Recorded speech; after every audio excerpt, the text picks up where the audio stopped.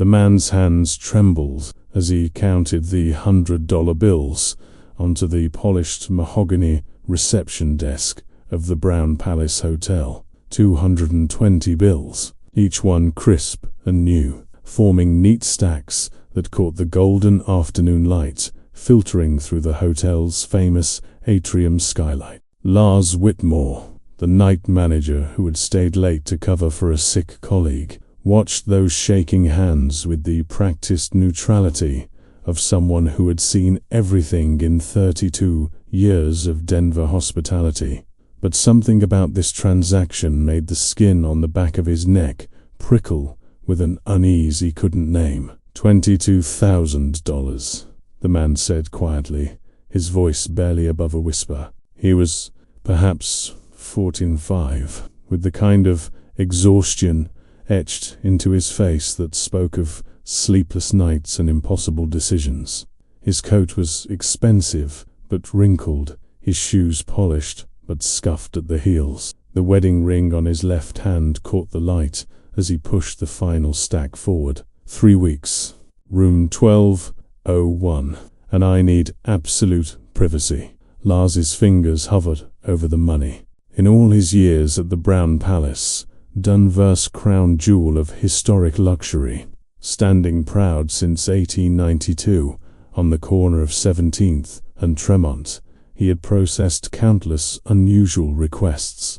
Movie stars who wanted their room numbers kept secret, politicians who needed discreet entrances, wealthy eccentrics who paid for entire floors just to avoid neighbors. But something about this felt different. The weight of it pressed against his chest like the thin Denver air before a snowstorm. "Sir, we typically require a credit card on file for incidentals," Lars began, following protocol, even as every instinct told him this situation existed outside the boundaries of normal procedure. "There won't be any incidentals." The man's eyes, when they finally met Lars's, were the color of griefer washed-out gray that seemed to have forgotten what brightness looked like. "Room service will be ordered on a specific schedule. I've written it down." He slid a folded piece of hotel stationery across the desk. "Breakfast at 8:30, lunch at 1, dinner at 7. Always meals for 2. The trays can be left outside the door. We won't need housekeeping. The Do Not Disturb sign will remain on the door for the duration of our stay." The words "our stay" hung in the air like cigarette smoke in a closed room. Lars glanced toward the elevator bank, half expecting to see someone waiting, but the lobby was empty except for a businessman reading a newspaper near the fireplace and an elderly couple examining the stained glass ceiling that had made the hotel famous. And the other guest? Lars asked carefully. "My son." The man's voice cracked on the word, a hairline fracture that threatened to shatter everything. He needs quiet, peace, no interruptions. "Can you guarantee that?" The desperation in that question made Lars's throat tight. He had 2 daughters himself, both grown now with children of their own. He knew the particular terror that lived in a parent's heart, the primitive fear that manifested in nightmares, and midnight checks to make sure they were still breathing. Whatever was happening here, whatever had brought this man and his unseen son to the Brown Palace with $22,000 in cash and a need for absolute isolation. Lars understood with sudden certainty that he was standing at the edge of something profound and terrible. "Yes," he said, abandoning protocol entirely. "Yes, I can guarantee that." The man's shoulders sagged with relief so palpable it was almost visible. "Thank you. Thank you." He fumbled in his coat pocket and produced a key, not a hotel key, but an old-fashioned brass key on a simple ring. "This is for room 1201. I don't want key cards. I don't want anyone to have electronic access. Can you arrange that?" Lars should have said no. Every fiber of hotel policy screamed against it, but instead he found himself nodding. "I'll have the electronic lock overridden and a traditional key system installed by tonight. It will be ready when you arrive. We're already here." The man gestured toward the elevators, and only then did Lars see the wheelchair tucked into the alcove near the gift shop. A small figure sat in it, bundled in blankets, despite the heated lobby. Only the top of a child's head visible, dark hair that needed cutting, the curve of a thin shoulder. Something about that stillness was wrong. Children fidgeted, they squirmed, they complained. This child sat with the immobility of someone who had learned that movement brought pain. Lars felt something crack open in his chest. "Let me help you to the room." "No." The word came out sharp, almost panicked, then softer. "Please, we can manage. We need to be left alone." The man gathered the key, the physical, old-fashioned key that Lars had pulled from the manager's safe, a relic from the hotel's earlier decades, and moved toward the wheelchair with the careful, practiced movements of someone who had learned to navigate this particular constellation of need and fragility. As he wheeled his son toward the elevator, Lars noticed the boy's hand emerge briefly from the blankets, small and pale, fingers curled inward like a flower closing against the cold. The elevator doors closed. Lars stood behind the desk, $22,000 in cash before him, and felt the weight of witness settle across his shoulders like a shroud. If you've ever felt the desperate need to protect someone you love from a world that seemed determined to break them, please subscribe to this channel and like this video, because this story is about to take you to places in the human heart that most of us are afraid to acknowledge. Now, back to what was unfolding on the 12th floor of the Brown Palace Hotel. 3 hours later, Sage Morrison finished organizing her housekeeping cart for the overnight shift and checked the assignment board in the staff room. 27 years she'd worked at the Brown Palace, starting as a laundry attendant when she was 19 and working her way up to head housekeeper of the luxury floors. She knew every inch of this hotel, every squeaky floorboard, every temperamental faucet, every corner where dust accumulated despite the best efforts of her meticulous staff. She knew which guests left generous tips and which ones complained about thread counts. She knew the difference between a normal request for privacy and something else entirely. Room 1201 appeared on her board with a red flag notation, VIP, privacy request. No entry, room service only. Sage frowned. Red flags were reserved for celebrities, foreign dignitaries, executives in the middle of hostile takeover negotiations. Room 1201 had been empty for 2 weeks while they repaired a water leak from the floor above. The renovation had just been completed yesterday. Who had checked in with enough pull to rate a red flag? She found Lars in his office, finishing up the night's audit reports. The deep lines around his eyes looked more pronounced than usual, carved deeper by something other than fatigue. "The 1201 flag," Sage said without preamble. They'd worked together long enough to skip the pleasantries. "What's the story?" Lars looked up from his computer, and Sage saw something in his expression that she'd never seen before in 3 decades of working alongside him in certainty.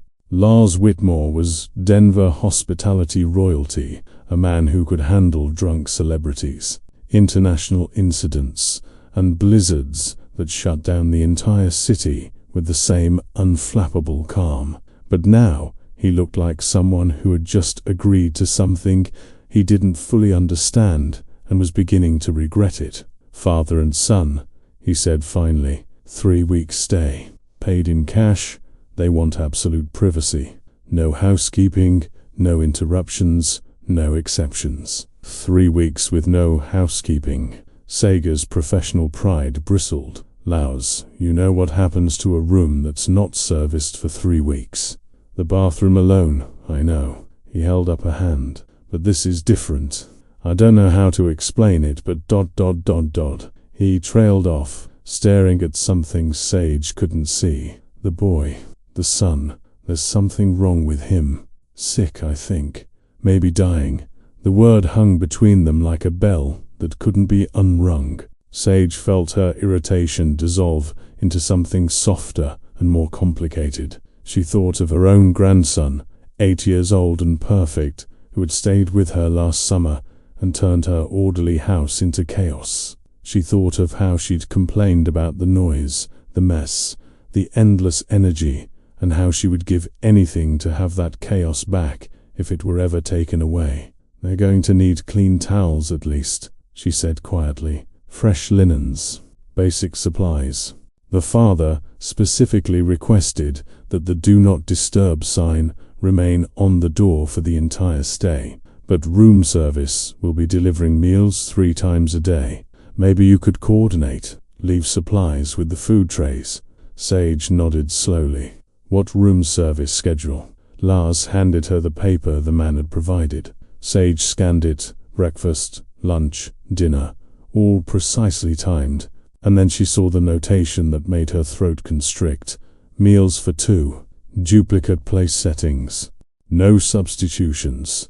Meals for 2." But the specific, repetitive nature of it, the same times every day, the insistence on duplicate settings, spoke of ritual, of creating normalcy in a situation where nothing was normal, of a father trying to give his dying child something that resembled a regular life, even as that life was slipping away. "I'll handle it personally," Sage said. "I'll make sure they have everything they need, and I won't disturb them." That first night, Sage prepared the supply cart with extra care. Fluffy white towels still warm from the dryer. Egyptian cotton sheets with a thread count that felt like sleeping on clouds. Miniature toiletries arranged in a wicker basket: shampoo, conditioner, body wash, lotion, all in the hotel's signature lavender scent. She added things that weren't standard: a box of tea shoes, packets of chamomile tea, a small ceramic bowl of individually wrapped chocolates. The kind of thing someone might need if they were spending 3 weeks in a single room, watching someone they loved slip away. The 12th floor was quiet when she emerged from the service elevator at 11:47 p.m. The Brown Palace's luxury floors were always hushed, insulated by thick carpets and solid doors, and the kind of money that bought silence. But tonight the stillness felt different, heavier, like the air itself was holding its breath. Room 1201 was at the far end of the corridor, tucked into the corner where the building's triangular architecture created odd angles and unexpected views. The "Do Not Disturb" sign hung from the brass doorknob, swaying slightly in the air current from the HVAC system. Sage approached quietly, her practiced movements making no sound on the plush carpet. She was about to knock softly when she heard it, a voice from inside the room, reading aloud. The father's voice, she thought, though the thick door muffled the words into an indistinct murmur. But the cadence was unmistakable, the rise and fall of someone reading a story, the slight dramatic emphasis on certain words, the way the pitch lifted at the end of dialogue. She pressed her ear closer to the door, not quite willing to admit she was eavesdropping, and caught fragments. ... The dragon descended from the mountain, his scales gleaming like copper pennies in the afternoon sun. Below, the village waited, not with fear, but with hope. ... A children's story, a father reading to his son. Sage felt tears prick her eyes. She set the supply basket down as quietly as possible beside the door, arranging it so it would be visible but not intrusive, then stepped back. As she turned to leave, she noticed something that made her pause: the bottom edge of the door, where a sliver of light from the room spilled into the hallway, was partially blocked. Not by the usual door sweep, but by something else. Fabric, maybe, or towels. They'd sealed the bottom of the door. Sage stood very still, processing this detail. Sealing a door from the inside was unusual. It suggested a need for complete isolation, from sounds, from drafts, from anything that might intrude from the outside world. Or perhaps it was about containing something within the room, a smell maybe, the kind of smell that accompanied sickness and medication, and the slow process of a body shutting down. She left the supplies and returned to her cart, but the image of that sealed door stayed with her as she finished her rounds. At 3:15 a.m., when she wheeled her cart past 1201 again, the supply basket was gone, pulled inside, while she'd been servicing other rooms. The "Do Not Disturb" sign still hung on the doorknob, motionless now in the still night air. The pattern established itself with the precision of clockwork over the following days. Room service delivered breakfast at 8:38 a.m., 2 portions of scrambled eggs, wheat toast, fresh fruit, orange juice, and coffee for one, chocolate milk for the other. The tray would sit outside the door for exactly 7 minutes before the door would crack open. Sage never saw who retrieved it, only the slight movement of the door, the quick withdrawal, and the tray would disappear inside. At 1 p.m., lunch would arrive. Sandwiches, soup, salad, always in duplicate portions. At 7 p.m., dinner. Pasta or chicken or steak, always mild, nothing too heavily spiced, with sides of steamed vegetables and mashed potatoes. Child-friendly food, Sage noted. Comfort food. When the trays were returned, they told a story. Both sets of plates were always clean, scraped thoroughly, though Sage noticed that one set, that it child's, she assumed often had the food cut into very small pieces, almost pureed. The other set showed signs of hasty eating, as if the father was consuming his meals mechanically, fuel rather than pleasure. The cloth napkins were sometimes stained with what looked like medication orange or pink syrups, the kind that came in bottles with child-proof caps and dire warnings about dosage. Sage began to recognize the rhythm of life in room 1201 by the sounds that escaped despite the sealed door. Never voices. The soundproofing was too good for that. But other things. The quiet hum of medical equipment, a sound she recognized from when her own mother had been in hospice. The click and whir of what might have been a breathing machine or amphor pump. Late at night, when Sage worked the quiet hours after midnight, she sometimes heard music lullabies played on what sounded like a phone or tablet, the kind of gentle melodies designed to soothe restless children into sleep. On the 5th day, Sage noticed something new. When she retrieved the lunch tray from outside the door, she found a note written on hotel stationery in neat, careful handwriting, "Thank you for the chocolates." They were his favorite. Were. Past tense. Sage's hands shook as she folded the note and slipped it into her uniform pocket. She stood outside room 1201 for a long moment, fighting the urge to knock, to offer help, to do something other than bear witness to whatever was unfolding behind that sealed door. But the "Do Not Disturb" sign remained, and she respected it, even as every maternal instinct in her body screamed to intervene. That night, she added more chocolates to the supply basket, and a small stuffed bear she'd bought from the hotel gift shop with her own money. Soft brown fur, and a red ribbon round its neck. When she picked up the breakfast tray the next morning, the bear was sitting just inside the door, visible through the crack, positioned so it faced outward, watching, keeping vigil. The first week passed into the second. Denver, outside the hotel windows, transformed from autumn brown to winter white as an early November snow blanketed the city. Sage watched the snow fall during her breaks, standing in the staff room with a cup of coffee going cold in her hands, thinking about room 1201 and the 2 lives contained within it. Other housekeepers tried to engage her in the usual gossip: which guest left a $100 tip, which one complained about everything, which celebrity was staying on the 8th floor, but Sage found she had no patience for it. The ordinary concerns of ordinary guests felt trivial compared to whatever was happening 12 floors above her head. She began to notice other details. The breakfast trays started coming back, with only 1 set of dishes used. The child's portion, The scrambled eggs, the chocolate milk would sit untouched, congealing in the dry hotel air. But the father would still order meals for two, would still request the duplicate place settings, as if the ritual of setting the table for both of them mattered more than the actual consumption of food.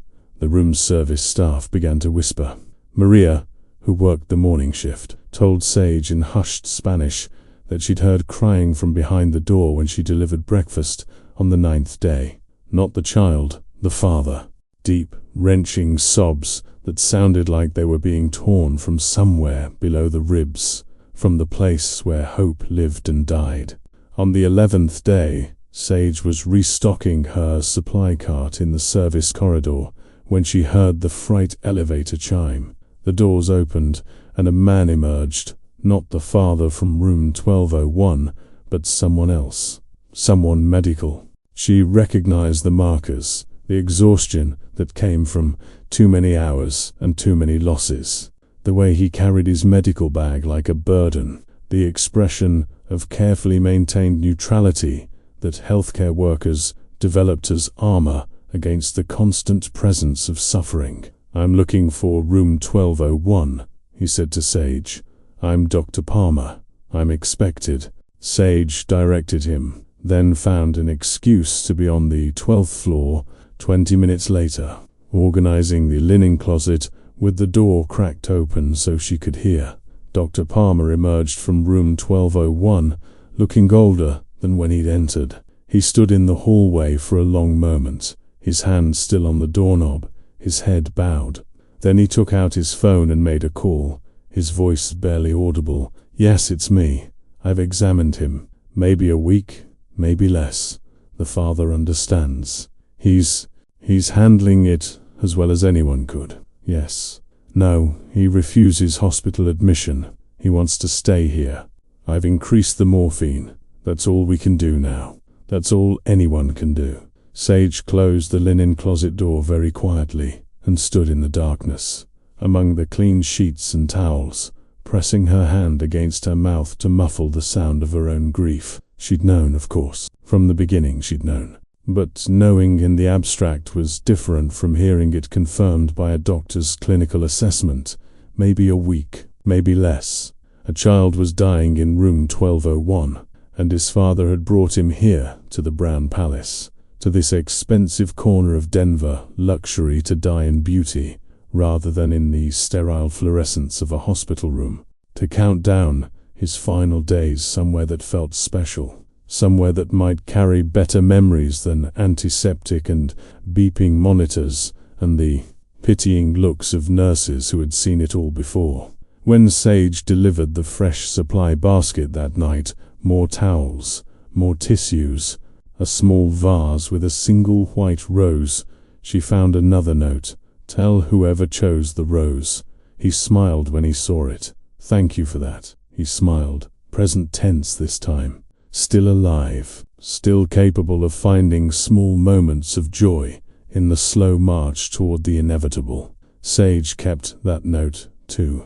Her uniform pockets were becoming a paper archive of grief, each folded message, a documentation of someone else's worst nightmare unfolding in real time. The 12th floor staff began to move differently around room 1201, more quietly, more reverently. Even the guests in adjacent rooms seemed to sense something, though Sage had been careful to say nothing.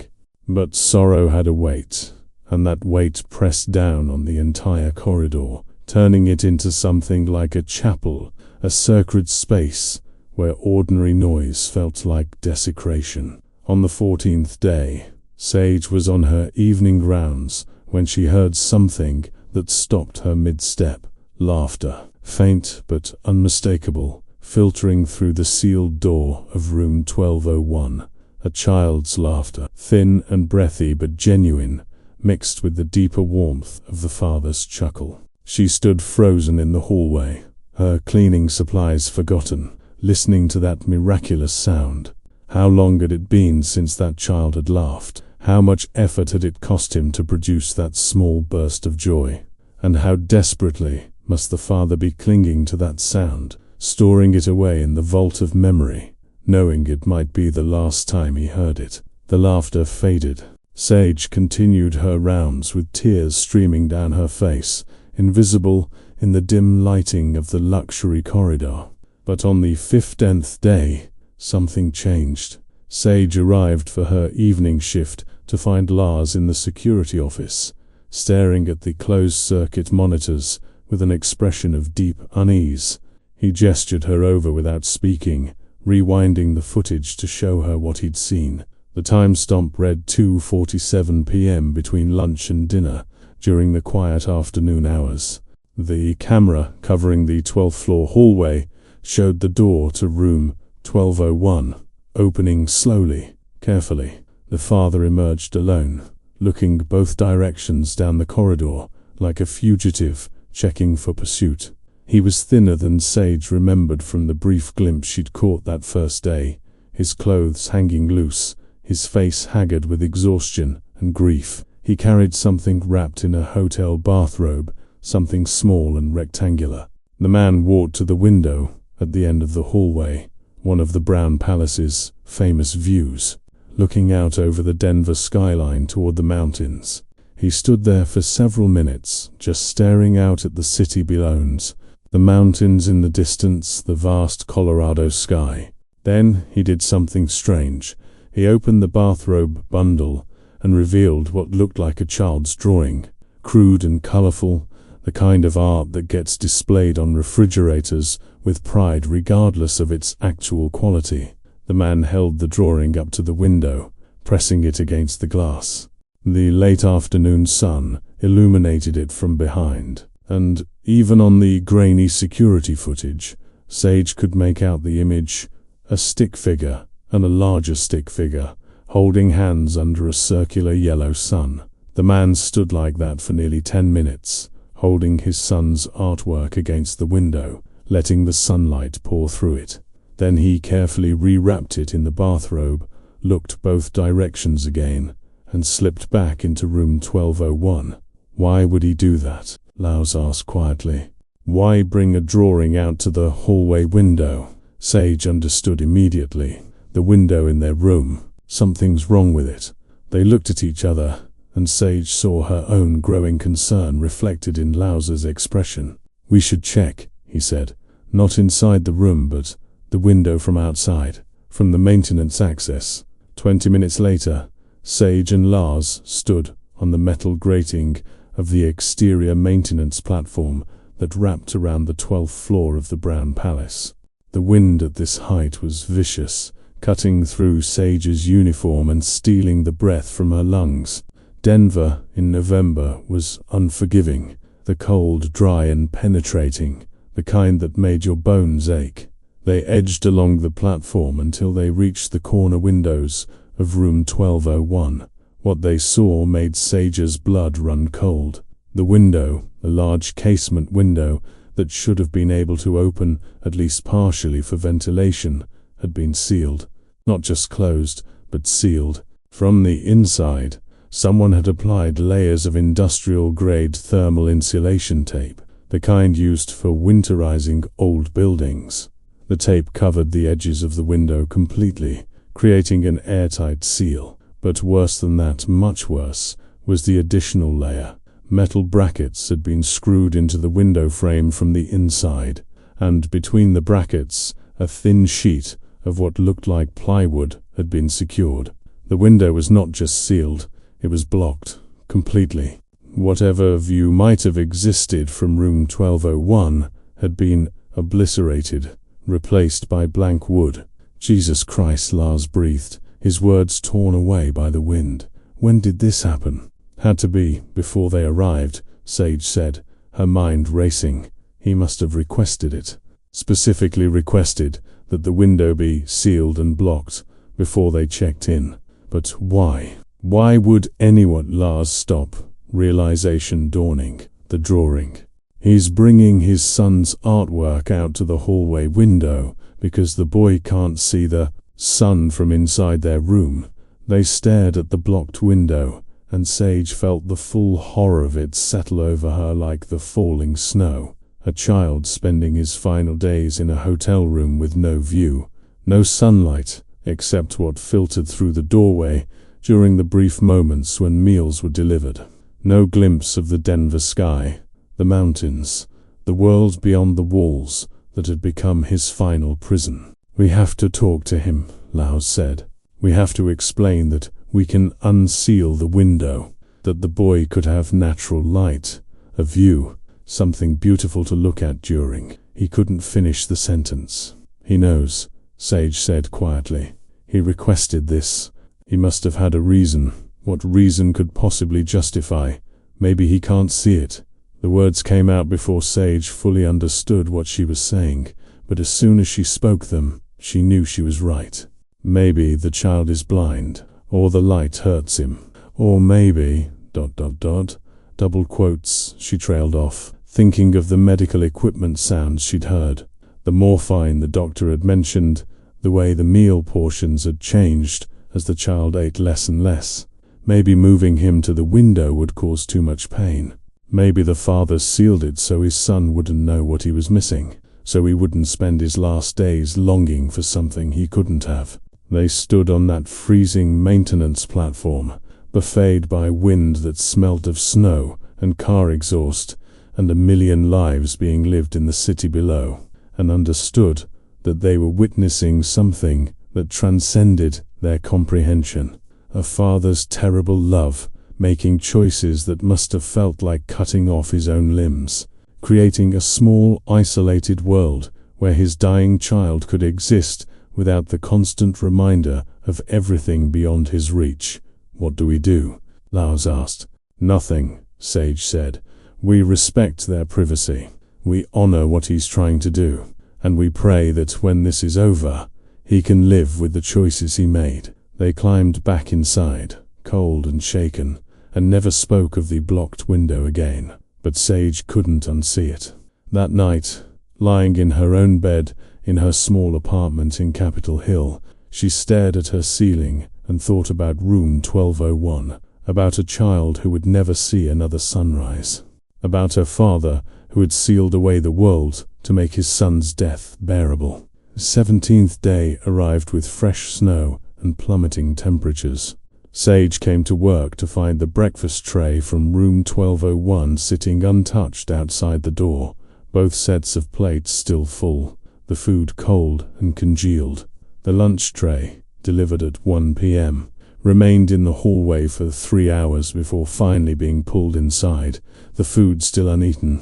That evening, Sage found Lars in his office, his head in his hands. The father called down to the desk, Lars said without looking up. He said they won't be needing dinner tonight, or any more meals.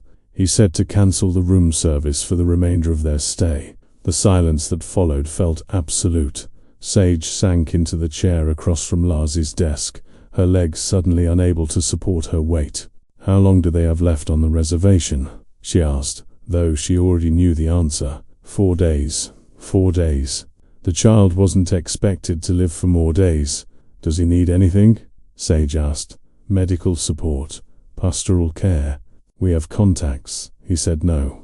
Lars finally looked up, and Sage saw that his eyes were red-rimmed. He said, "They have everything they need." He asked only one thing, that when the time comes, we give them privacy for 48 hours before we enter the room.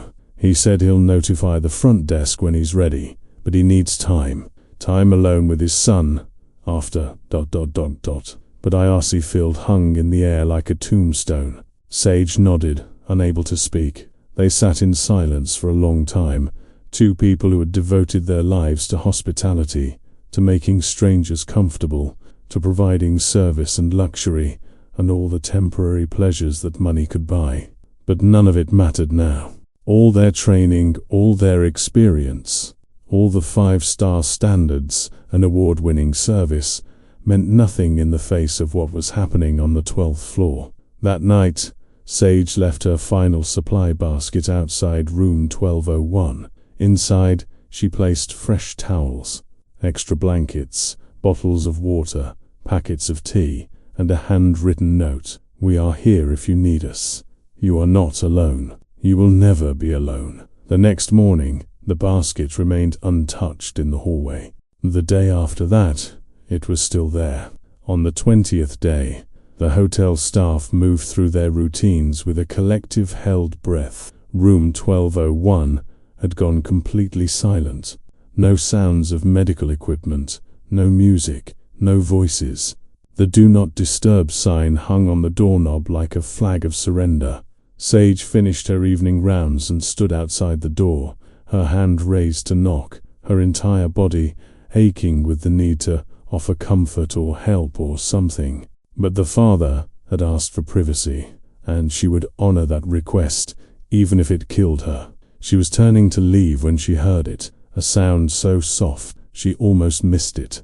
A sob, one single wrenching sob that sounded like it came from the deepest part of human suffering, the place where all the darkness lived and nothing could ever be right again. Sage pressed her forehead against the door and whispered, though she knew he couldn't hear her, "I'm so sorry. I'm so sorry." The 21st day dawned clear and cold, the kind of perfect Colorado winter morning that made the snow sparkle like diamonds and the sky look impossibly blue.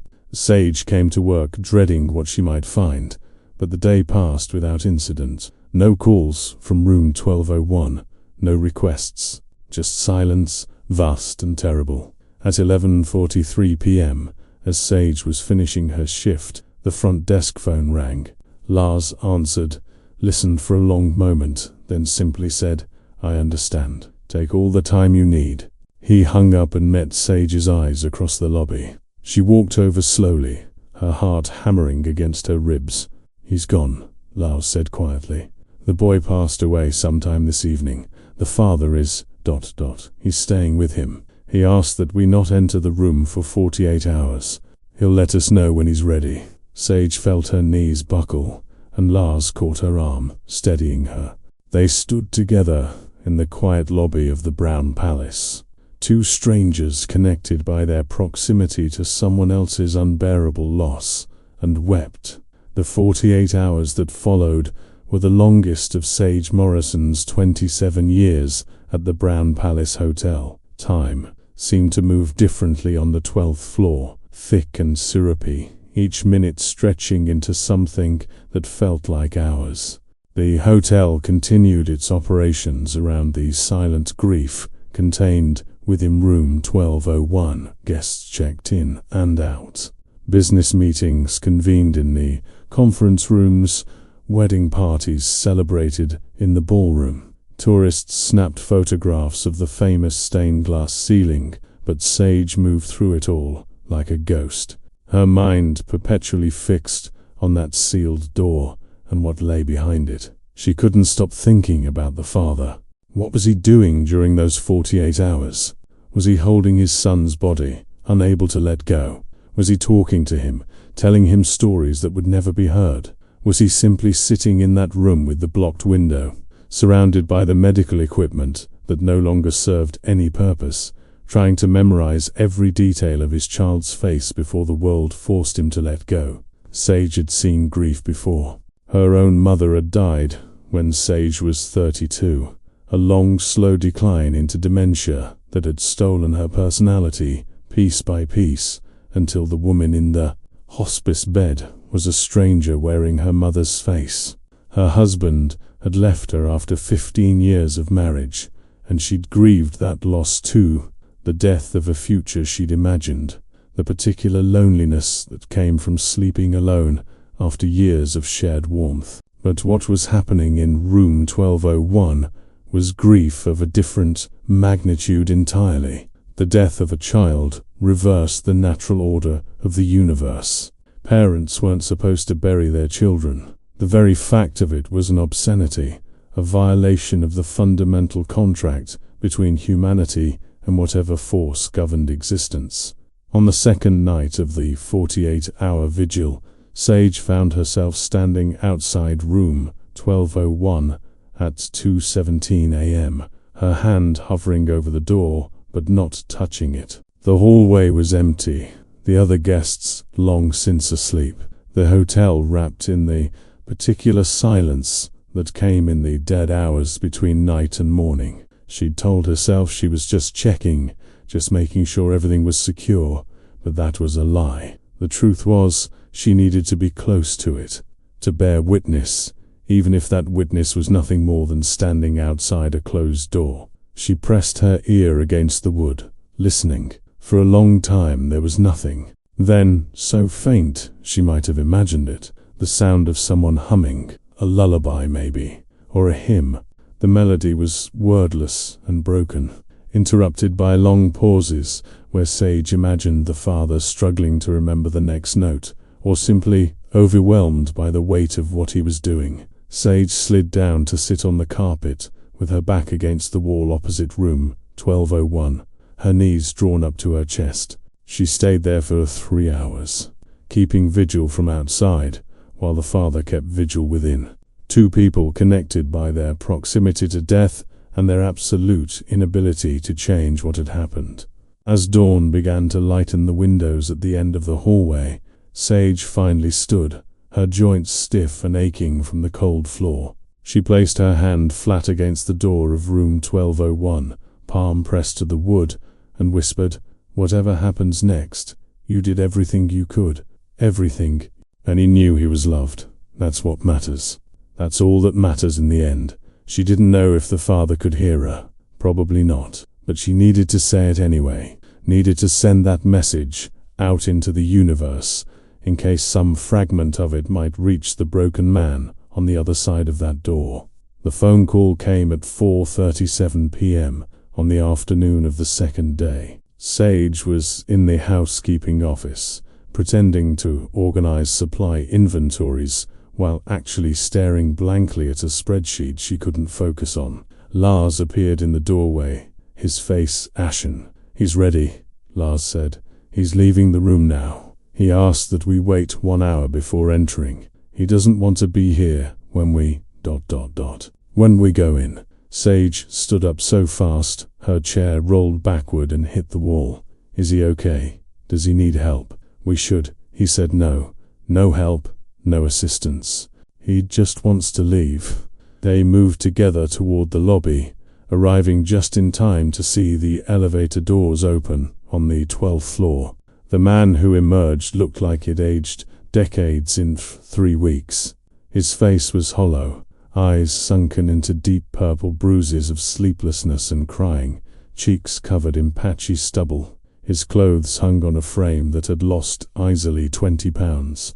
He moved like someone who had forgotten how to inhabit his own body, each step uncertain, as if gravity had become negotiable. He carried a single duffel bag, that was all. 3 weeks in room 1201, and he was leaving with just one small bag. Whatever else had been in that room, the medical equipment, the medications, the personal belongings, the life they'd tried to construct in that sealed space, he was leaving it behind. Lars stepped forward. "Sir, if there's anything we can do." "There isn't."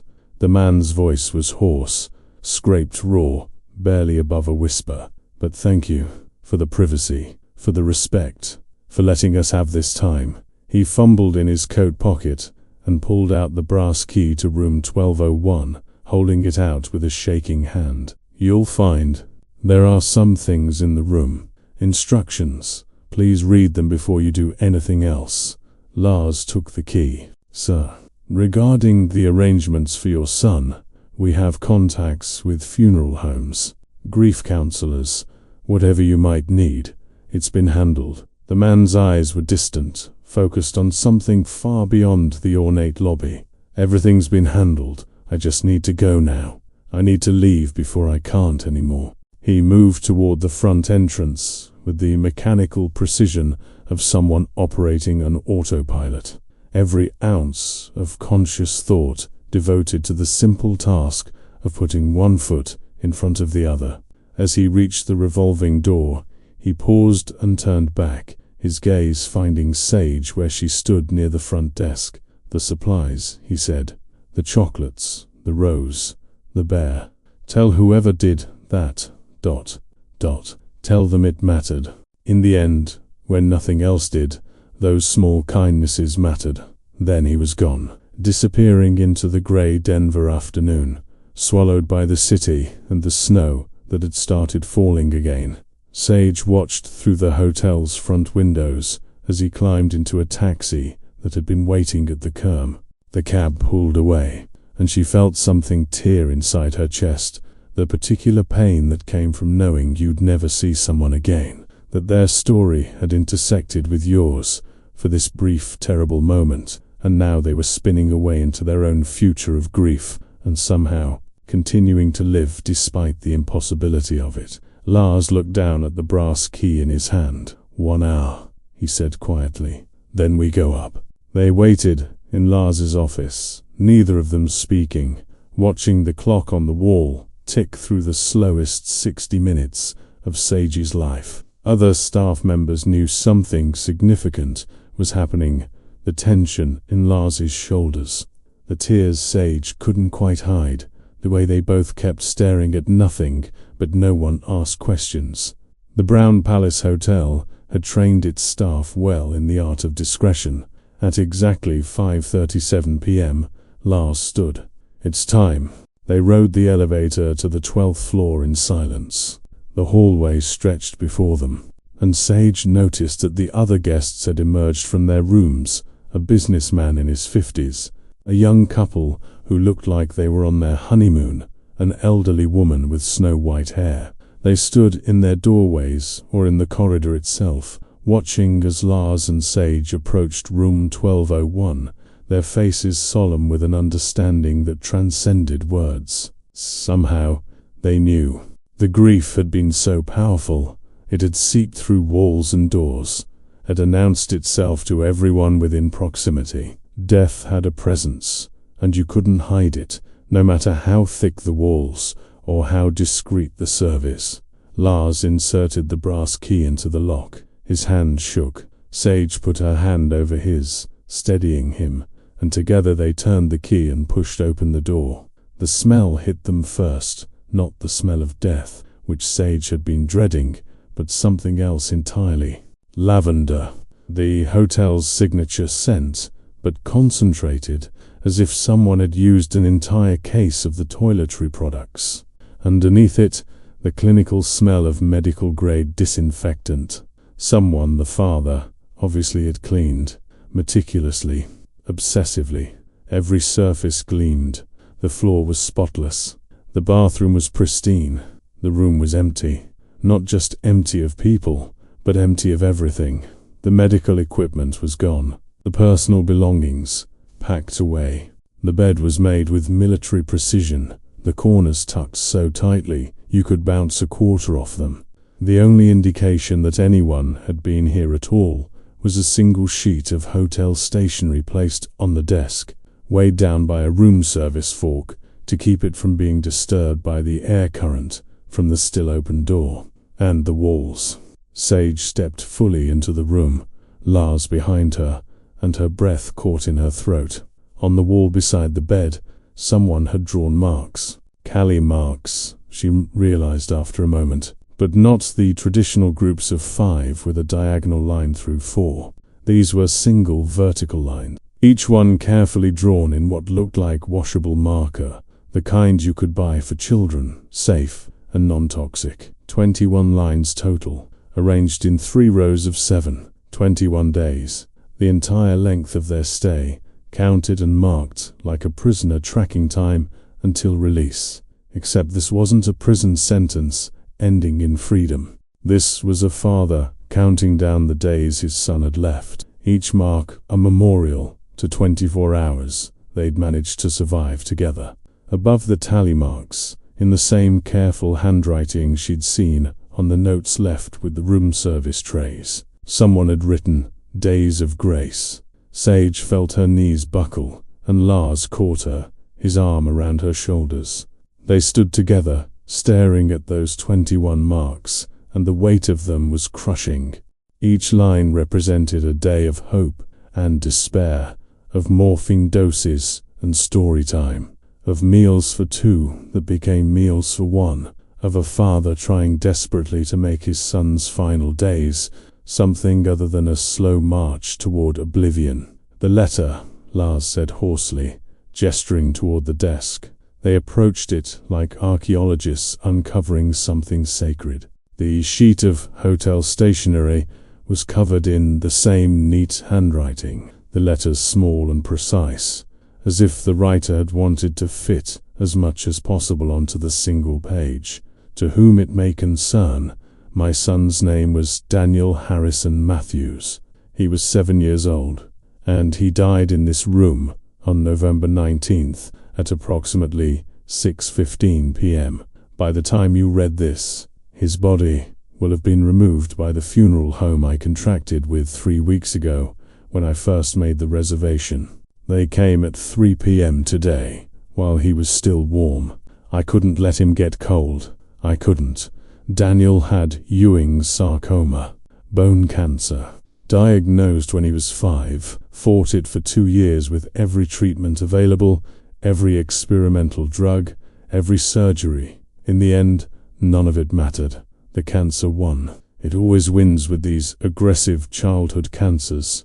The doctors gave him 3 months. We got 11. I'll be grateful for that, for whatever remains of my life. His mother left us when he was diagnosed. She couldn't handle it.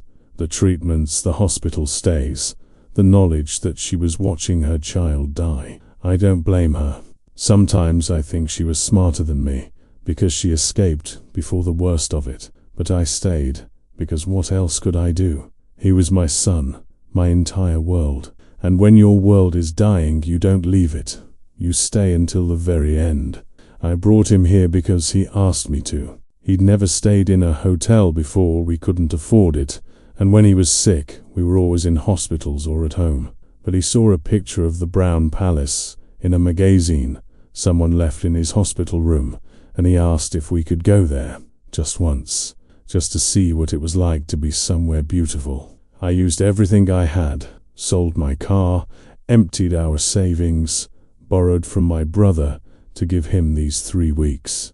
I know it seems excessive, maybe even insane, but I needed to give him something that wasn't about being sick, even if being sick was all he had left. The window. I need to explain the window. Daniel went blind 3 months ago. The tumors spread to his optic nerve. The last thing he saw was my face, and I'll carry that knowledge like a blessing and a curse for the rest of my life. I sealed the window because I didn't want him to know what he was missing. I didn't want him to feel the warmth of sun on his face and grieve for the sight of it. I didn't want him to hear about the mountains and the sky and feel robbed of experiences he'd never have, so I blocked it all out. I made the room a cocoon where light and dark didn't matter, where the only world was the one I could describe to him. Every night, I told him stories about what I imagined was outside that window. I described sunsets. He couldn't see how the sky turned gold and pink and purple, how the clouds looked like cotton candy, how the mountains stood like giants against the horizon. I made up elaborate tallies about people walking by on the street below, about dogs chasing pigeons, about couples holding hands. I gave him a world through words, because that was all I had left to give. The meals for 2, I know the staff must have wondered about that. Daniel stopped being able to eat solid food in the 2nd week. Everything had to be liquid, administered through his feeding tube. But I ordered the meals anyway, because that's what normal families do. They sit down together and eat. They share food and conversation. So I'd set his plate in front of his bed, and I'd describe every bite I took as if he were tasting it with me. The eggs are perfectly fluffy today, buddy. A little salt, a little pepper, just how you like them. And he'd smile, even though he couldn't taste any of it, because it made him feel normal for those few minutes. I know I should have been in a hospital. I know the staff here must have been uncomfortable with what was happening. But Daniel asked to die somewhere that felt special, and I couldn't deny him that. The hospital wanted to keep him until the end, but he begged me, actually begged, not to let him die there. "Please, Dad," he said. "I don't want my last memory to be that place." So I brought him here, and I have no regrets about that choice. To the person who left the chocolates, the rose, the stuffed bear, thank you. Daniel touched the bear's fur and said it felt like clouds. He smelled the rose and said it reminded him of summer. He couldn't eat the chocolates, but I described their taste to him in elaborate detail, and he laughed. Those small gestures of kindness from a stranger meant more than you'll ever know. I have one request, and I understand if you can't honor it, but I'm asking anyway. Don't renovate this room for 1 year. Leave it as it is. Leave the marks on the wall. Someone else might need this space someday. Another parent with a dying child. Another family running out of time. They'll need to know they're not alone. They'll need to see those marks and understand that someone else counted the same terrible days and survived the unsurvivable. And the window, leave it sealed. Maybe the next person who comes here will need that same mercy of not knowing what they can't see. Daniel's body is gone, but part of him will always be in this room. We read stories here. We laughed here, not much at the end, but some. We said goodbye here. The last thing he whispered to me, just before he stopped breathing, was "I love you, Dad." I told him I loved him too, and then he was gone, just like that. One moment he was here, the next he wasn't, and the world somehow kept turning anyway. I don't know how to live in a world where my son doesn't exist. I don't know how to wake up tomorrow, knowing I'll never hear his voice again, never feel his hand in mine, never watch him grow into the man he should have become. But I'll try, because that's what you do. You survive even when surviving seems impossible. If anyone asks why I did this, why I spent everything I had for 3 weeks in a hotel room, tell them this. Because love doesn't require reason. Because my son deserved beauty before the end. Because every child should die knowing they were treasured. Because these 21 days of grace were worth more than every dollar, every sacrifice, every moment of exhaustion. Thank you for giving us this space. Thank you for respecting our privacy. Thank you for letting my son die with dignity in a place that felt special. His name was Daniel Harrison Matthews, and he mattered. Please remember that. He mattered. Andrew Matthews Sage couldn't see the words anymore through her tears. She doubled over, hands on her knees, sobbing so hard she thought she might vomit. Lars read the letter over her shoulder, his own face wet, and when they finally looked at each other, there were no words for what they were feeling. This went beyond grief, beyond sympathy, beyond any emotion either of them had language to describe. A 7-year-old boy, blind, dying of cancer, spending his final days in a sealed room, living in a world his father created through stories and descriptions and elaborate fictions designed to make the unbearable bearable. And the father, Andrew Matthews, who had sacrificed everything, his savings, his comfort, probably his own health, to give his son something beautiful before the end. We have to honor his request, Sage said, her voice thick with tears. The room, we leave it. Lars nodded.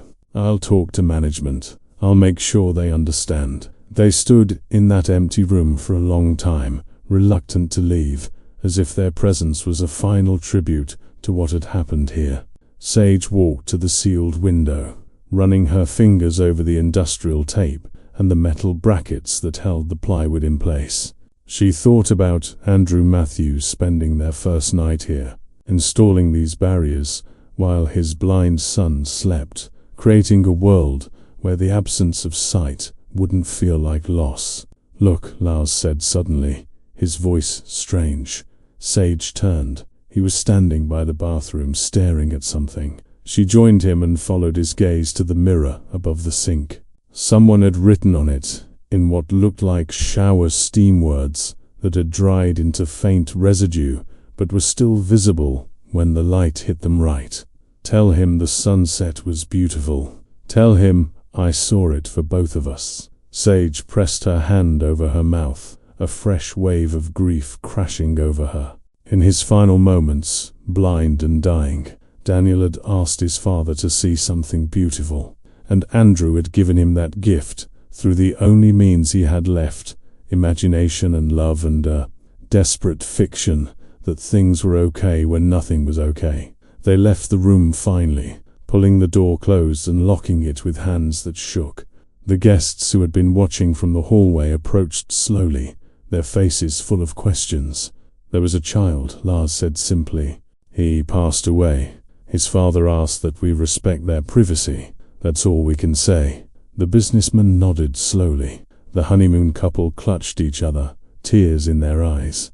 The elderly woman crossed herself and murmured a prayer in what sounded like Italian. They all understood, on some fundamental level, that they had been witnesses to something sacred, a parent's final act of devotion, a child's last days, a love that transcended the cruelty of random disease and uncaring biology. Sage went home that night and sat in her apartment, unable to eat, unable to sleep, unable to do anything but think about room 1201.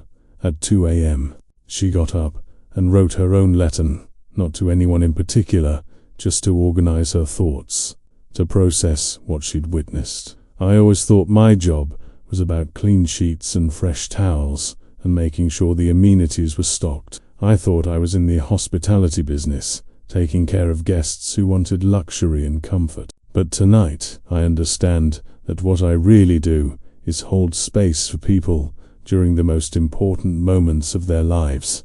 Weddings and anniversaries and business deals and romantic getaways, but also grief and loss. And the final chapters of stories that should have lasted decades longer." Daniel Matthews died in room 1201, and his father loved him so much that he blocked out the sun to spare him the knowledge of what he couldn't see. That's not something you learn in hospitality training. That's not covered in the employee handbook, but it's the truth of what we do. We provide shelter for the full spectrum of human experience, from joy to devastation and everything in between. I will never forget those 21 marks on the wall. Days of grace. I will never forget the letters Andrew Matthews wrote, thanking us for chocolates and roses as his child died. I will never forget the stuffed bear sitting inside the door, keeping vigil. A $5 gift from the hotel gift shop that became precious because it was offered with genuine compassion. I don't know how Andrew Matthews will survive this. I don't know how anyone survives the loss of a child. But I hope he knows, wherever he is, that what he did mattered, that his son died knowing he was loved beyond measure, that these 3 weeks, these 21 days of grace, were a testament to the power of a parent's devotion, and I will make sure that room stays exactly as it is. As long as I work at this hotel, room 1201 will remain untouched, a memorial, a sacred space, a reminder that some things matter more than profit or efficiency or normal operations. Daniel Harrison Matthews was 7 years old. He was blind. He loved chocolate. A rose made him think of summer. His father described sunsets he couldn't see, and he died knowing he was treasured. That's all any of us can hope for in the end, to die knowing we were treasured. The next morning, Sage arrived at work to find Lars in his office with 2 other people, Catherine Chun, the hotel's general manager, and Robert Morrison, the owner of the Brown Palace. Sage's heart sank. She'd known this moment was coming, the moments when someone in authority learned about what it had happened and started asking questions about protocols and liability and all the bureaucratic concerns that institutions relied on to avoid complications. "Sage," Catherine said, her voice gentle but firm, "Lars has filled us in on the situation in room 1201. We need to discuss how to handle this." "There's nothing to handle," Sage said, her voice stronger than she felt. "Child died.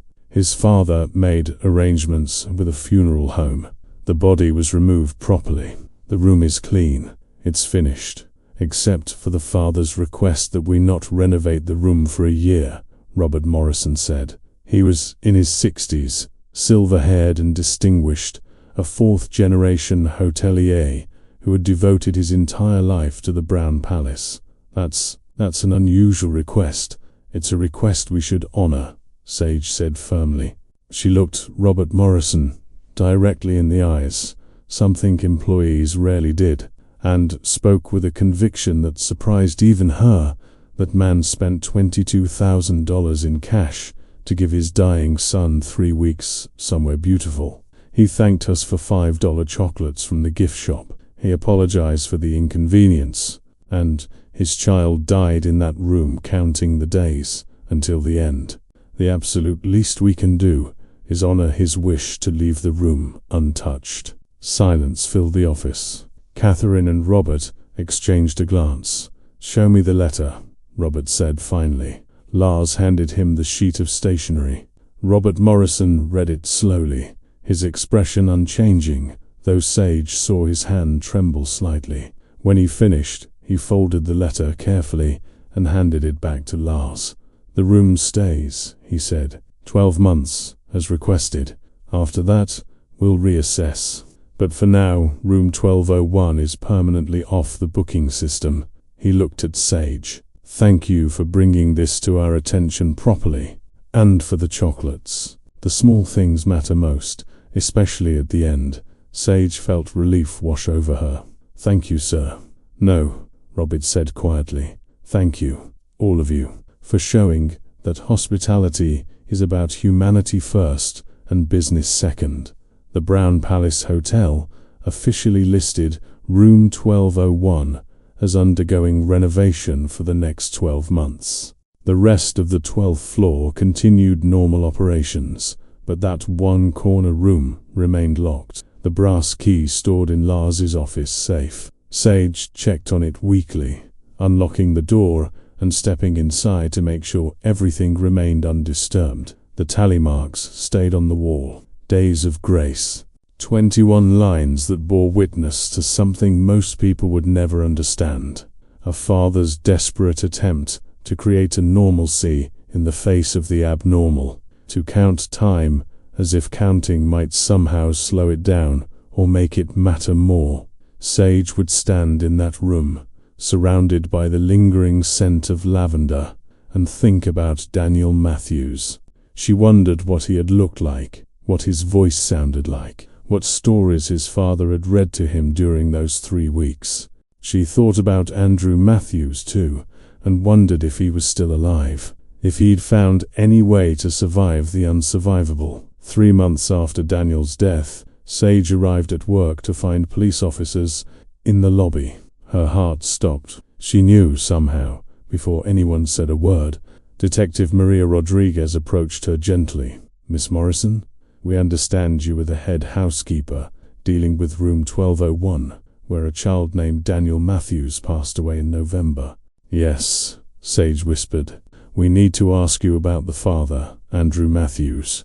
Do you know where we might locate him?" "I know. He left right after his son died. We haven't heard from him since." "Why? What happened?" Detective Rodriguez exchanged a glance with her partner. "Mr. Matthews was reported missing by his brother 2 weeks ago.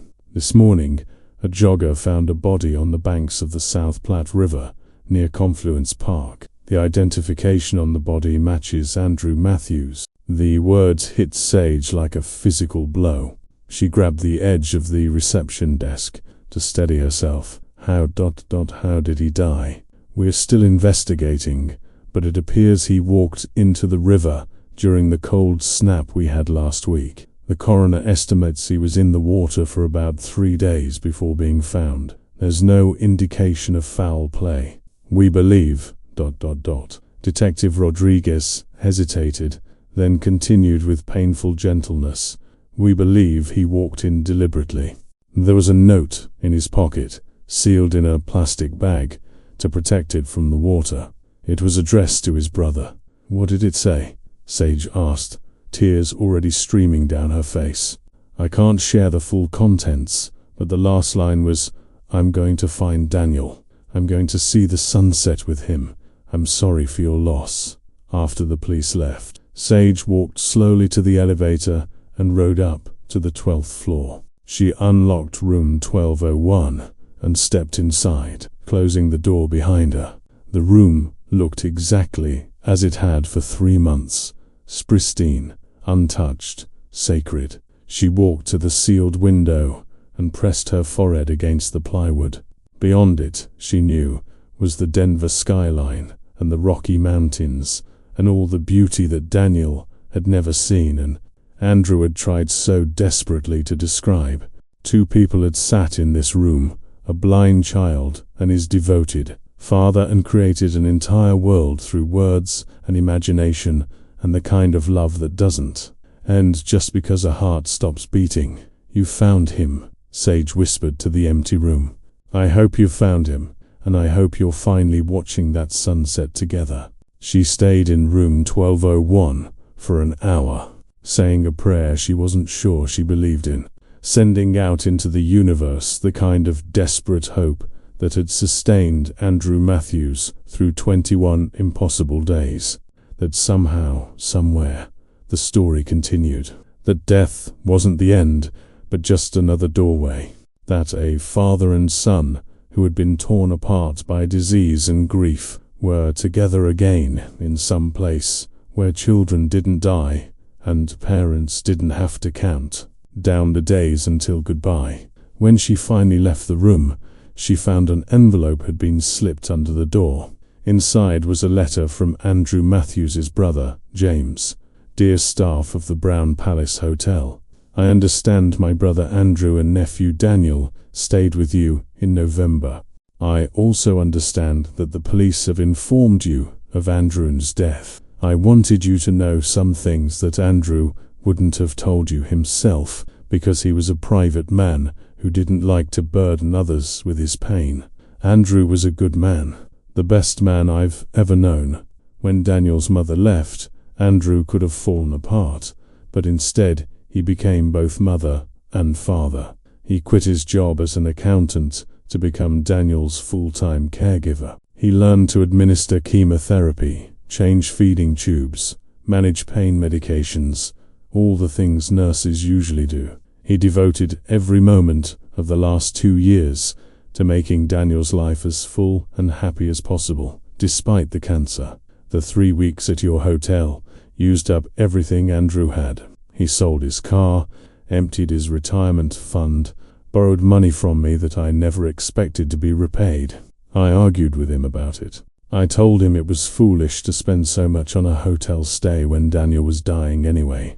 But Andrew said he asked for something beautiful, and I'm going to give him that. Even if it's the last thing I do. I didn't understand then, but I understand now. Andrew's note, the one the police found, explained that he'd been living in his car since leaving your hotel. He'd spent everything on those 3 weeks, and he had nothing left. No apartment, no savings, no reason to keep going. He wrote that the only thing that had kept him alive was taking care of Daniel, and without Daniel, he had no purpose. He tried to find a reason to continue, but the grief was too much. In the end, he chose to follow his son wherever death had taken him. I'm angry at him for giving up, but I also understand. I watched him with Daniel during those 2 years of treatment, and the love between them was so profound it was almost frightening. Andrew didn't just lose a child, he lost the entire meaning of his existence.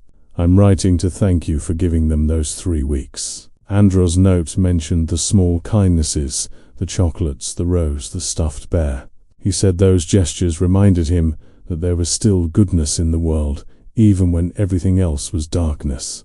In his final days, that knowledge meant something. Daniel's funeral was in October. Andrew is being buried next to him this week. I found a plot that faces west, toward the mountains. I don't know if the dead can see sunsets, but if they can, Andrew and Daniel will have the best view in Denver. Thank you for treating them with dignity. Thank you for honoring Andrew's request to leave the room untouched. And thank you for being kind when kindness was all anyone had left to offer. Sincerely, James Matthews Sage shared the letter with Lars, Catherine, and Robert Morrison. They stood in Robert's office, passing the pages between them, and when they finished, Robert made a decision. Room 1201 stays permanently Off the market, he said. Not for a year. Forever. We'll tell guests it's permanently reserved if they ask. But that room is now a memorial. To Daniel, to Andrew, and to every parent and child who have ever faced the impossible.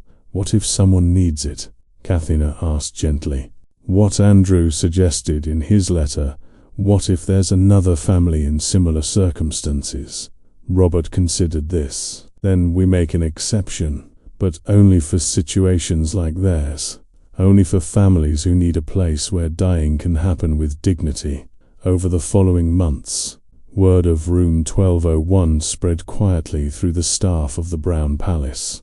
New employees were told the story, in hushed tones, about the father and son who came for 3 weeks, about the tally marks on the wall, about the sealed window and the meals for two. The story became part of the hotel's unofficial history, a reminder that luxury wasn't just about thread counts and marble bathrooms.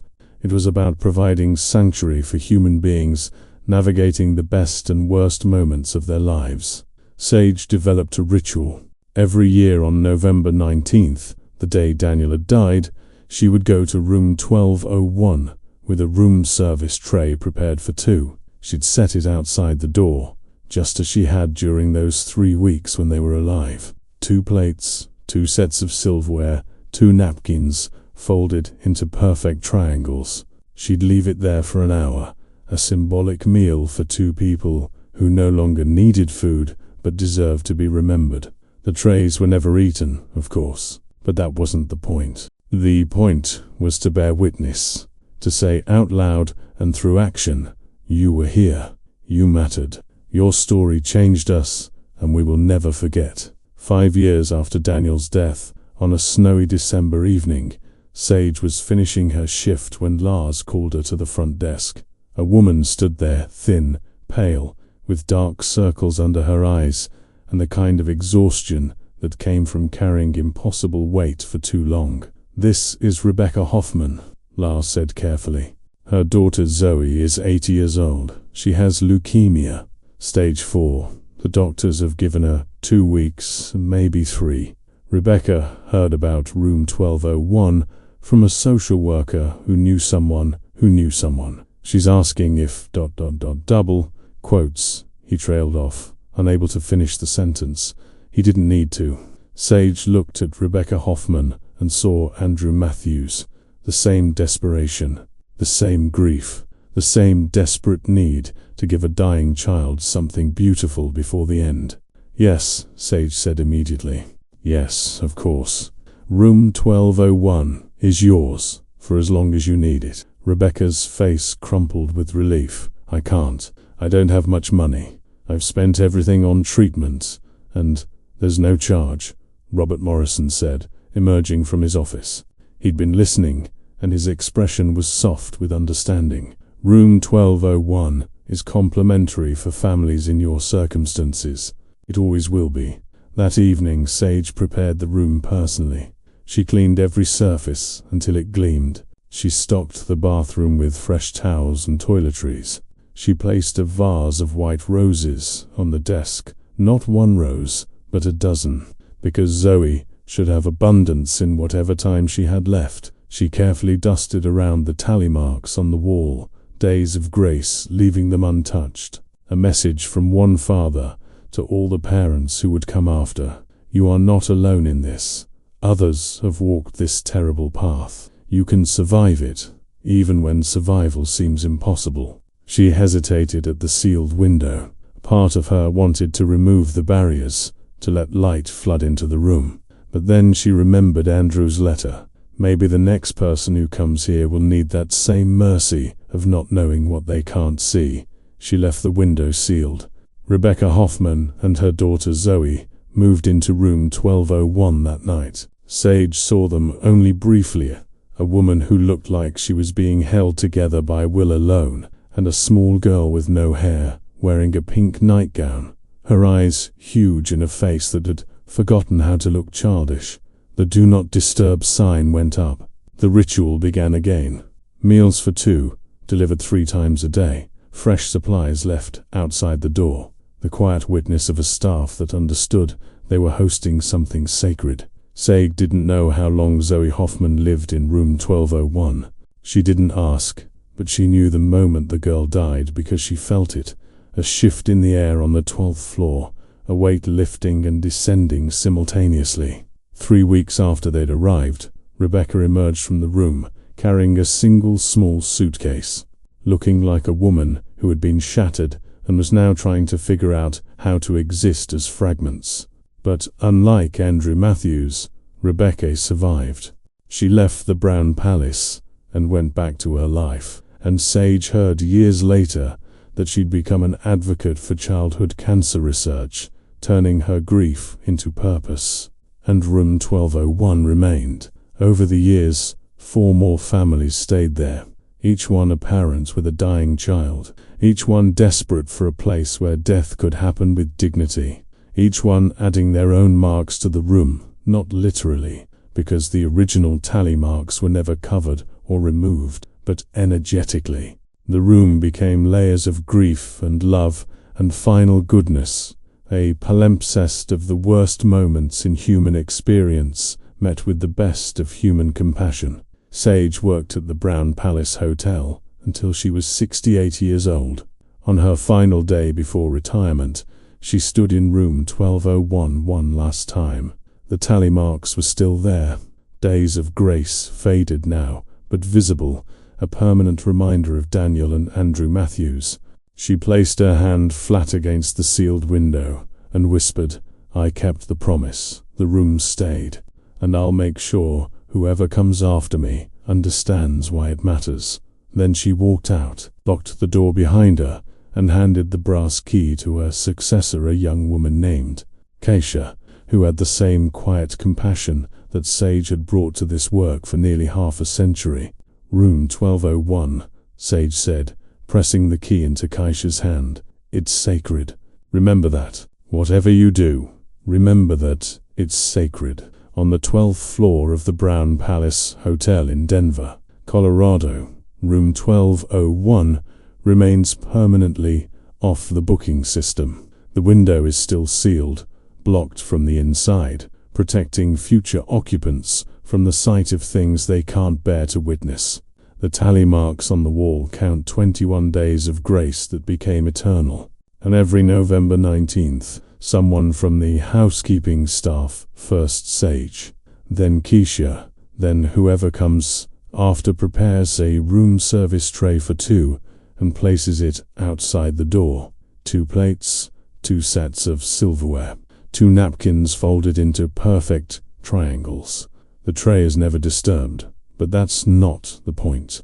The point is to remember, to bear witness, to say to the universe and to anyone who might be listening, Daniel Harrison Matthews was 7 years old. His father was named Andrew. They spent 3 weeks in this room, counting days of grace, creating a world where love was enough even when nothing else was.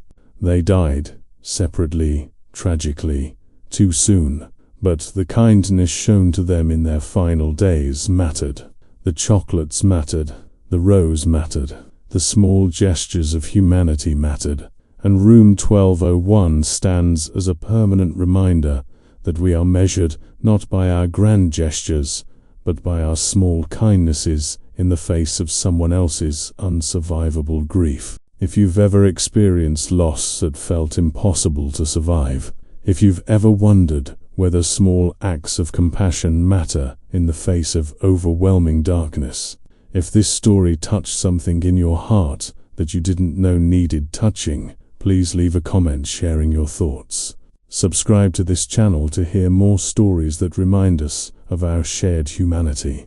Like this video and share it with someone who needs to understand that even in our darkest moments, we are not alone. Because in the end, what we leave behind isn't measured in money or possessions, but in the grace we showed each other when grace was all we had left to give.